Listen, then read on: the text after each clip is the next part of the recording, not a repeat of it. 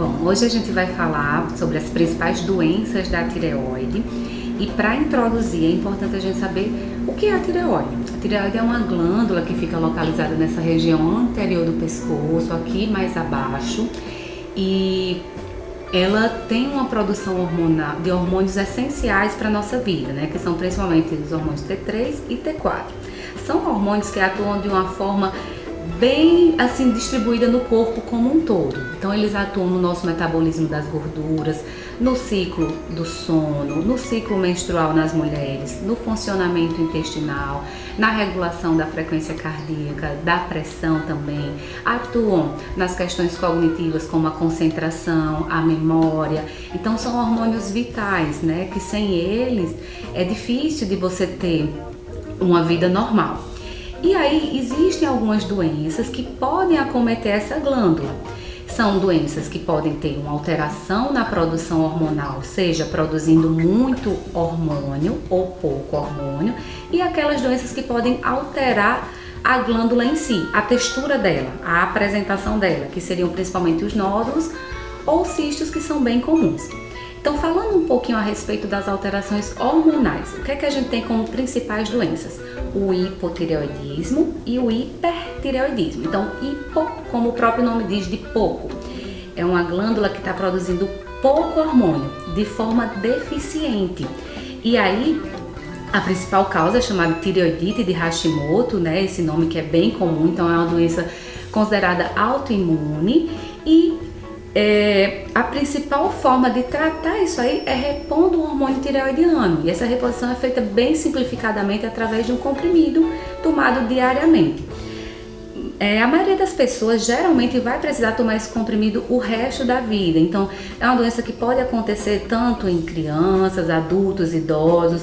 É mais comum em mulheres de idade reprodutiva, então mulheres jovens, mas pode acontecer em qualquer faixa etária. Então é importante que tenha um acompanhamento dos hormônios no sangue. Não se precisa fazer ultrassonografia de tireoide para ter esse diagnóstico, nem para acompanhar, a não ser que na palpação, no exame físico, o médico encontre alguma alteração. Tá? Então aqui a gente falou de hipotireoidismo e agora o hipertireoidismo. Como o nome também sugere, o hiper de muito é aquela glândula que está produzindo hormônios de forma anormalmente aumentada. Então eu tenho excesso de hormônio no sangue. E isso o que é que pode causar? Aceleramento do batimento cardíaco, tremor, uma produção de suor aumentada, então um calor anormal, alterações do intestino, o intestino fica mais acelerado. Pode ter alteração do sono como insônia, alteração do ciclo menstrual e por aí vai. Então o organismo está funcionando naquele ritmo acelerado. O tratamento, na maioria das vezes, também vai ser através do controle hormonal, de um remédio freando essa produção.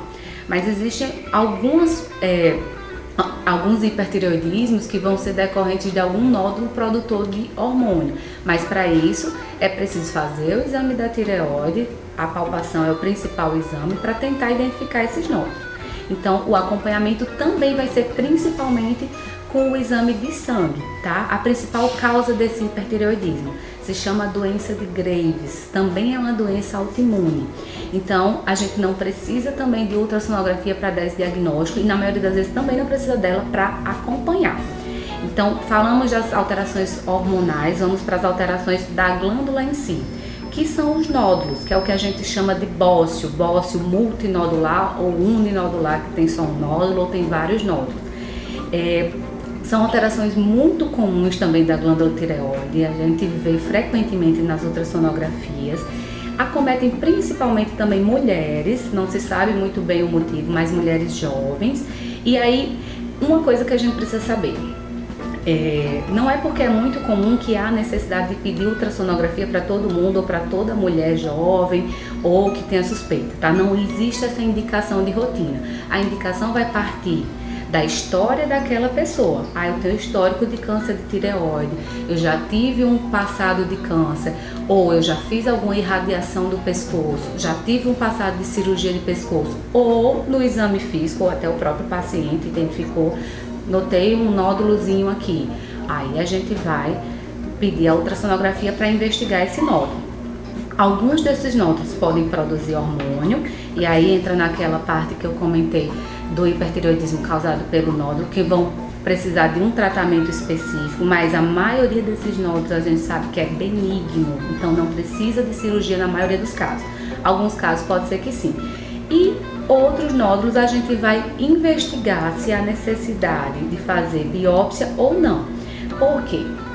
A ultrassom é o exame que já nos dá muitas informações desse nódulo. Ela nos diz, além do tamanho, a consistência, o formato dele, o contorno, o conteúdo, se ele tem calcificação no interior, se não tem. Então isso já nos dá muitas informações para a gente ter uma ideia se se trata de um nódulo suspeito, se ele é mais suspeito a ser maligno, ou se é um nódulo com características mais benignas. Então, a conduta do médico vai partir muito dessa ultrassom. Então, é muito importante que a ultrassonografia seja um exame bem feito. E aí vem aquela questão de ser um exame operador dependente e você ter aquela confiança no médico que executou. Mas supomos que estamos diante de um nódulo suspeito na ultrassonografia, que vai depender de alguns critérios. Então, o nosso próximo passo vai ser a biópsia ou a punção, ou também chamada de PAF, que geralmente é um procedimento feito através de agulha, ambulatorial, o paciente vai para casa no mesmo dia, geralmente não tem nem anestesia local, porque é uma agulha, apesar de comprida, mas assim, não tem necessidade. E daí da avaliação dessas células, a gente tem como dar um diagnóstico se trata de um nódulo benigno ou maligno.